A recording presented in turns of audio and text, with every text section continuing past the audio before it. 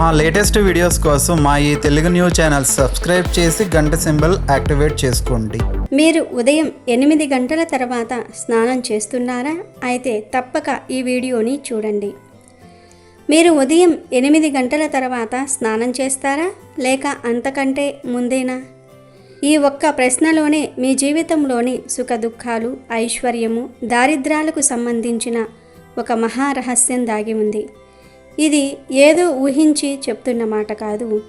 ఈ రహస్యం సాక్షాత్తు త్రిమూర్తులలో ఒకరైన శ్రీ మహావిష్ణువు, ఐశ్వర్య ప్రధాని అయిన లక్ష్మీదేవి మరియు విష్ణు వాహనుడైన గరుత్మంతుడి మధ్య జరిగిన ఒక అద్భుతమైన జ్ఞానవంతమైన సంభాషణలో బయటపడింది. అసలు స్నానం ఎప్పుడు చేయాలి, ఎలా చేయాలి?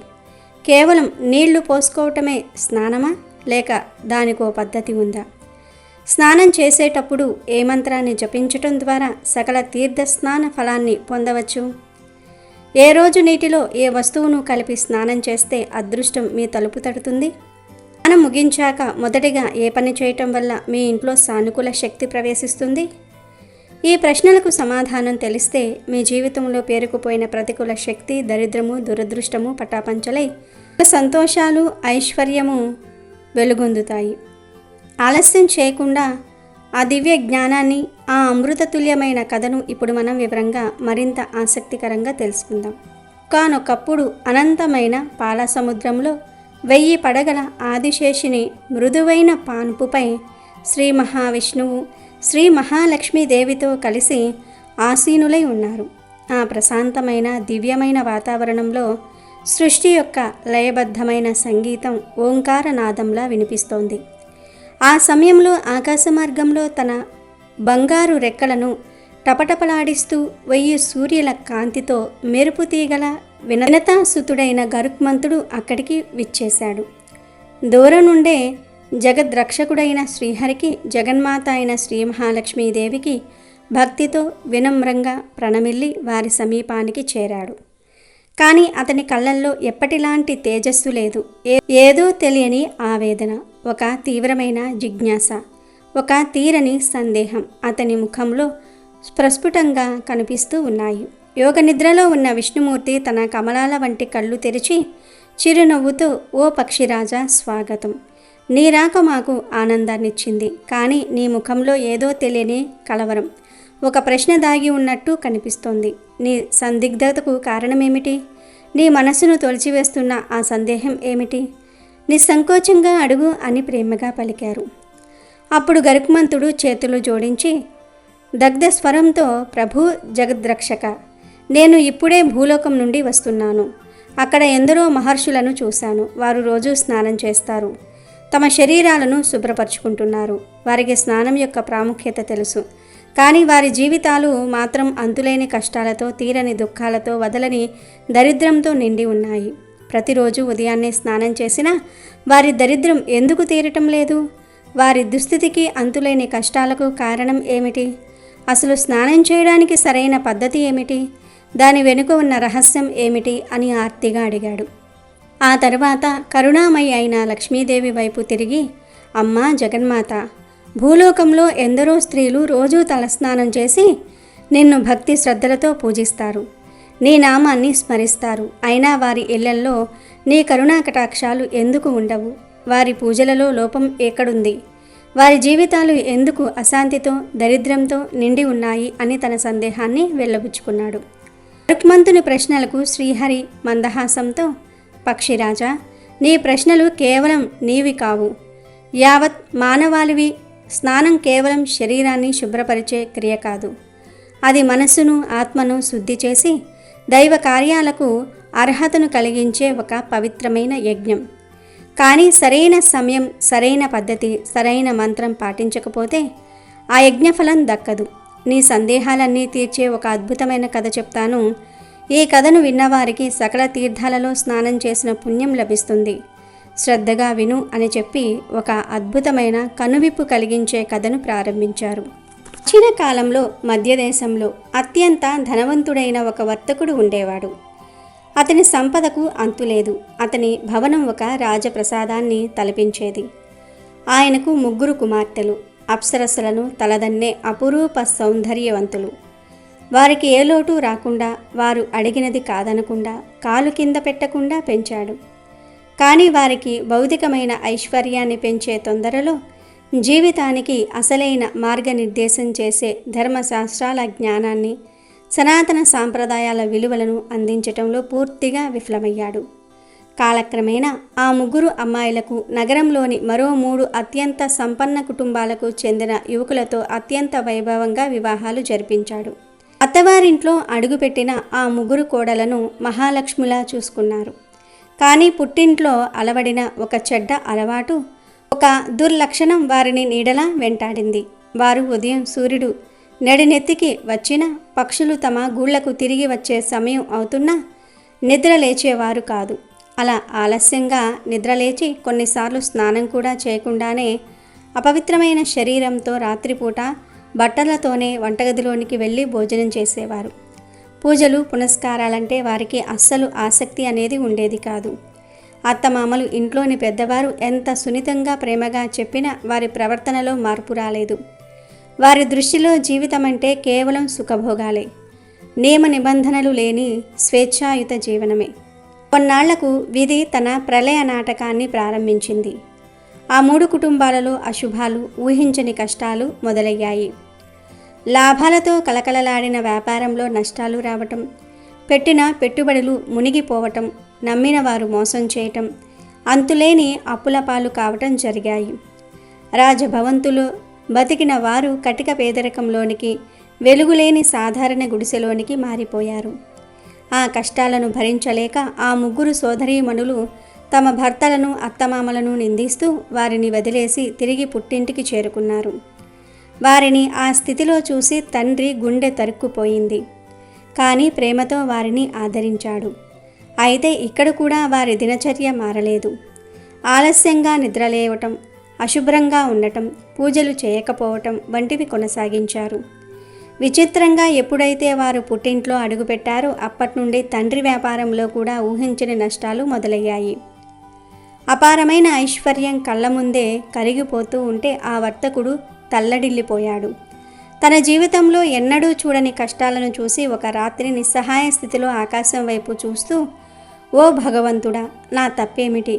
ఈ విపత్తు నుండి నన్ను కాపాడు అని కన్నీళ్లతో ప్రార్థించాడు. కొన్ని రోజుల తర్వాత ఒక దివ్య తేజస్సుతో, ముఖంలో బ్రహ్మ వర్చస్సుతో ఒక సాధువు అతని ఇంటి ముందుకు వచ్చాడు. ఆ వచ్చింది సాక్షాత్తు శ్రీ మహావిష్ణువే. ఆయనను చూడగానే వర్తకుడి మనసు చెప్పలేని శాంతితో నిండిపోయింది. సాధువు పాదాలు కడిగి ఆసనం వేసి తన గోడును, తన కుమార్తెల దౌర్భాగ్యాన్ని వెళ్ళబోసుకున్నాడు. సాధువు తన దివ్యదృష్టితో జరిగిందంతా కూడా గ్రహించి గంభీరమైన స్వరంతో, బచ్చా, నీ కష్టాలకు, నీ కుమార్తెల దౌర్భాగ్యానికి కారణం మరెవరో కాదు, వారి అలవాట్లే. వారు ఆలస్యంగా స్నానం చేయటం, అశుచిగా ఉండటం వల్ల వారి చుట్టూ దౌర్భాగ్యం, ప్రతికూల శక్తి అనే ఒక నల్లటి నీడ, ఒక అదృశ్యమైన చీకటి ఆవరించింది. ఆ నీడ వారు ఎక్కడికి వెళ్తే అక్కడికి వ్యాపిస్తోంది అని చెప్పారు. సూర్యోదయం తర్వాత స్నానం చేయటం వల్ల వారి శరీరంలో, వారి చుట్టూ ఏర్పడిన ఆ ప్రతికూల శక్తి వారి అత్తవారింటి ఐశ్వర్యాన్ని, ఇప్పుడు నీ ఐశ్వర్యాన్ని కూడా హరిస్తుందని స్పష్టంగా వివరించారు. ఆ మాటలు వజ్రాయుధంలా వారి హృదయాలను తాకగా ముగ్గురు సోదరీమణులు పశ్చాత్తాపంతో కుమిలిపోయి సాధువు పాదాలపై పడి క్షమించమని, ఒక మార్గం చూపించమని వేడుకున్నారు. అప్పుడు ఆ సాధువు స్నానం వెనుక ఉన్న దివ్య రహస్యాలను, దానిలోని శాస్త్రీయతను, దాని అద్భుత ఫలితాలను వివరించడం మొదలుపెట్టారు. స్నానాలు ప్రధానంగా 4 రకాలు. అవి బ్రహ్మస్నానం, దైవస్నానం, ఋషి స్నానం మరియు మానవ స్నానం. వీటికి భిన్నమైనది దానవ స్నానం. అది సర్వనాశనానికి హేతువు అని చెప్పారు. బ్రహ్మస్నానం, ఇది సూర్యోదయానికి 1:30 గంటల ముందు, అంటే బ్రహ్మ ముహూర్తంలో చేసేది. ఈ సమయంలో విశ్వమంతా దివ్య శక్తితో, ప్రాణశక్తితో నిండి ఉంటుంది. ఈ సమయంలో దేవతలను, గురువులను స్మరిస్తూ స్నానం చేస్తే సకల పాపాలు హరించి ఆయురారోగ్యాలు, ఐశ్వర్యము, జ్ఞానము, శాంతి కలుగుతాయి. ఇది స్నానాలలోకెల్లా ఉత్తమమైనది. రెండవది దేవస్నానం. ఉదయం 5 నుండి 6 గంటల మధ్య గంగా, యమున వంటి పవిత్ర నదులను, ఇష్టదైవాన్ని స్మరించుకుంటూ చేసే స్నానం ఇది. ఇది శరీరంలో సానుకూల శక్తిని ప్రవహింపజేసి లక్ష్మీదేవి కటాక్షాన్ని, సకల భోగభాగ్యాలను కలిగిస్తుంది. మూడవది ఋషి స్నానం. ఆకాశంలో నక్షత్రాలు ఇంకా మినుకుమంటున్న సమయంలో చేసే స్నానం ఇది మానసిక ప్రశాంతతను, ఒత్తిడి నుండి విముక్తిని, ధ్యాన స్థితిని, అతేంద్రియ శక్తులను కూడా అందిస్తుంది. నాలుగవది మానవ స్నానం. అంటే ఉదయం 6 నుండి 8 గంటల మధ్య సూర్యోదయం సమయంలో లేదా ఆ వెంటనే చేసే స్నానం. ఇది సాధారణమైనది అయినప్పటికీ రోజంతా ఉత్సాహంగా, చురుకుగా, ఆరోగ్యంగా ఉండడానికి సహాయపడుతుంది. కానీ ఉదయం 8 గంటల తర్వాత శరీరానికి బద్ధకం ఆవహించిన తర్వాత చేసే స్నానాన్ని దానవ స్నానం అంటారు. ఇది అత్యంత అశుభకరమైనది మరియు శాస్త్ర నిషిద్ధం. ఈ సమయంలో వాతావరణంలో ప్రతికూల శక్తులు ఎక్కువగా ఉంటాయి. ఈ సమయంలో స్నానం చేసే వారిలో సోమరితనం, కోపము, చిరాకు, అనారోగ్యము, ప్రతికూల ఆలోచనలు పెరిగి వారి చుట్టూ ప్రతికూల శక్తులు చేరతాయి. అవే వారి దౌర్భాగ్యానికి, దరిద్రానికి, కుటుంబ కలహాలకు, అనారోగ్యానికి కారణమవుతాయి. ఆ తర్వాత సాధువు స్నానం చేసేటప్పుడు పఠించాల్సిన ఒక అత్యంత శక్తివంతమైన సకల పాపహరణ మంత్రాన్ని ఉపదేశించారు. గంగే చ యమునే చేవ గోదావరి సరస్వతి నర్మదే సింధు కావేరి జలేస్మిన్ సన్నిధం కురు.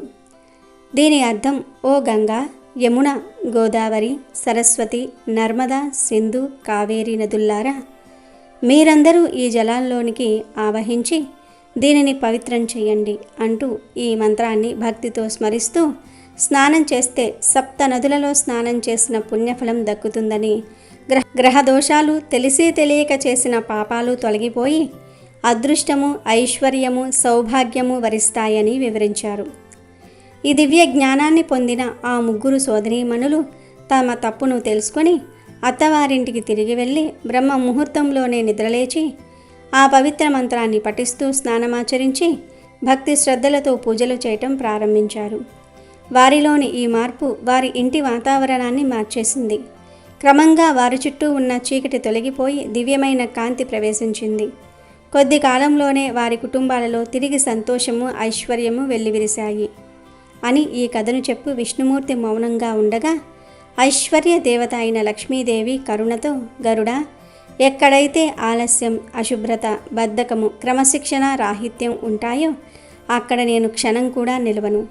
ఎక్కడైతే సూర్యోదయంతో పాటు జాగరణ, స్నానంతో శుచి, భగవన్నామ స్మరణ ఉంటాయో అక్కడే నేను స్థిరంగా ఆనందంగా నివసిస్తాను అని చెప్పింది. గరుత్మంతుడు ఆనందంతో, జ్ఞానోదయంతో వారికి ప్రణమిల్లాడు. కాబట్టి మనం కూడా ఆలస్యాన్ని వీడి సూర్యోదయానికి ముందే స్నానం చేసి పవిత్రమైన మనస్సుతో భగవంతుణ్ణి ఆరాధిస్తే మన జీవితాలు కూడా సుఖ సంతోషాలతో, ఐశ్వర్యంతో నిండి ఉంటాయి. ఈ చెట్టు పొరపాటున కూడా మీ ఇంట్లో ఉండకూడదు. ఉంటే మీకు, మీ కుటుంబ సభ్యులకు అస్సలు మంచిది కాదు. సంపద తగ్గిపోతుంది. మీ ఇంట్లోకి దుష్ట శక్తులు మరియు నెగిటివ్ ఎనర్జీ ప్రవేశిస్తూ ఉంటాయి. మరణాలు సంభవించే ప్రమాదం కూడా ఉంది. మానసిక ఒత్తిడి పెరుగుతుంది. కనుక ఎవ్వరూ ఈ మొక్కలను ఇంట్లో పెంచకూడదు. ఒకవేళ తెలియక పెంచుతున్నట్లు అయితే వెంటనే పీకి పారేయండి. ప్రమాదం నుండి బయటపడండి. వాస్తుశాస్త్రం ప్రకారం కొన్ని మొక్కలు ఇంట్లోకి సానుకూల శక్తిని తీసుకువస్తాయి. మరికొన్ని మొక్కలు ఇంట్లోకి ప్రతికూల శక్తిని తీసుకొని వస్తాయి. కొన్ని మొక్కలు మనకు మంచి చేస్తే మరికొన్ని చెడు చేస్తూ ఉంటాయి. అందుకే కొన్ని మొక్కలను ఇంట్లో పెంచకూడదని అంటూ ఉంటారు పెద్దలు. మీ ఇంట్లో పొరపాటున అయినా సరే ఈ 7 మొక్కలు పెరిగితే వెంటనే వాటిని పీకి పడేయండి. మరి ఇంతకీ ఇంట్లో పెంచకూడని ఆ మొక్కలు ఏమిటో ఇప్పుడు మనం ఈ వీడియోలో వివరంగా తెలుసుకుందాము. అంతకన్నా ముందు మా వీడియోకి ఒక లైక్ కొట్టండి. అలాగే మా ఛానల్ను కూడా సబ్స్క్రైబ్ చేసుకొని మాకు సపోర్ట్ చేయండి. ఆ విషయంలోనికి వస్తే ఇంట్లో పెంచకూడని మొక్కలలో మొట్టమొదటి చెట్టు ఏమిటి అంటే రేగి చెట్టు. రేగి పళ్ళు తినడానికి చాలా రుచికరంగా ఉంటాయి. కానీ ఈ చెట్లను ఇంట్లో నాటడం అంత మంచిది కాదు. ఈ చెట్టును ఇంట్లో నాటడం వల్ల, పెంచడం వలన ఆ ఇంట్లోని వారికి ఇబ్బంది కలుగుతుందని శాస్త్రం చెప్తుంది. రేగి చెట్టుకు ఉండే ముళ్ళు ఇంట్లోకి ప్రతికూల శక్తులను తీసుకువస్తుంది. ఇంటి లోపల రేగి చెట్టును నాటడం వల్ల ఇంట్లోని వారి మధ్య గొడవలు, కొట్లాటలు, మనస్పర్ధలు ఏర్పడతాయి. అంతేకాదు ఈ చెట్టును పెంచితే ఇంట్లో ధనం పోతుంది, ఆర్థిక కొరత ఏర్పడుతుంది. పళ్ళున్న చెట్లు ఇంట్లో ఉంటే ఆ ఇంట్లో లక్ష్మీదేవి నివసించదు కనుక ఎవరూ కూడా ఇంటి దగ్గర రేగి చెట్లను పెంచకూడదు. మీకు తెలియక ఇప్పటి వరకు ఇంటి దగ్గర రేగి చెట్టు పెంచితే తక్షణమే దానిని పీకి పడేయండి. ఇక రెండవ చెట్టు ఏమిటి అంటే చింత చెట్టు. ఇది ఇంట్లో ఉంటే ఆ ఇంట్లోకి దుష్ట శక్తులు వస్తాయి. ఎందుకంటే చింత చెట్లు దుష్ట శక్తులను ఆకర్షిస్తుంది, భూత ప్రేతాలను ఆకర్షిస్తుంది. చింత చెట్టును పెంచటం వలన మంచి కన్నా చెడే ఎక్కువ జరుగుతుంది. చింత చెట్టును పెంచటం వలన కుటుంబంలోని వారికి ఆరోగ్యం పాడైపోతుంది, మానసిక ప్రశాంతత లోపిస్తుంది, దుష్ట శక్తుల బాధ ఎక్కువవుతుంది. అంతేకాదు ఎవరైతే ఇంటి దగ్గర చింత చెట్టును పెంచుతారో ఆ ఇంట్లోని వారికి దయ్యాలు పట్టే అవకాశాలు కూడా ఉన్నాయి. కనుక మర్చిపోకుండా చింత చెట్టును ఇంటి వద్ద పెంచవద్దు. చింత చెట్టును పెంచితే చింతలు ఎక్కువగా వస్తాయని పెద్దలు కూడా అంటూ ఉంటారు. ఇంటి చుట్టూ చింత చెట్లు పెంచడం వలన ఖచ్చితంగా ఇంట్లోకి నెగటివ్ ఎనర్జీ ప్రవేశిస్తుంది, మరణాలు సంభవించే అవకాశం కూడా ఉంది. ఇక మూడవ మొక్క ఏమిటి అంటే జిల్లేడు మొక్క. పాలు కారే మొక్కలను ఎప్పుడూ ఇంట్లో పెంచకూడదు. ఒకవేళ పెంచితే ఇంట్లోకి ప్రతికూల శక్తులు వస్తాయి. దాని వలన ఇంట్లో అనారోగ్య సమస్యలు ఎదురవుతూ ఉంటాయి. పూజలో జిల్లేడు పూలు వాడుతారు. ఆ జిల్లేడు పూల కోసం చాలామంది ఇంటి దగ్గరే జిల్లేడు చెట్టును పెంచుతూ ఉంటారు. కానీ పొరపాటున కూడా అలా చేయవద్దు. జిల్లేడు చెట్లను కేవలం పొలాల వద్ద, మైదానాల ప్రాంతాలలో మాత్రమే పెంచుకోవాలి. కాదన్న జిల్లేడు చెట్టును ఇంటి దగ్గర పెంచితే లేనిపోని కష్టాలు, ఆర్థిక సమస్యలు వస్తాయి, అనారోగ్య సమస్యలు కూడా ఏర్పడతాయి. కనుక జిల్లేడు చెట్లు ఇంటి దగ్గర పెంచవద్దు. తెలియక పెంచితే వెంటనే పీకి పారేయండి. ఇంటి దగ్గర పెంచకూడని 4వ చెట్టు బొప్పాయి చెట్టు. దాదాపు అందరూ ఇంటి దగ్గర బొప్పాయి చెట్లు పెంచుతూ ఉంటారు. కానీ ఎవరికీ తెలియని విషయం ఏమిటి అంటే బొప్పాయి చెట్లు ఇంటి వద్ద పెంచకూడదు. కాదని పెంచితే ఐశ్వర్యం హరించుకుపోతుంది.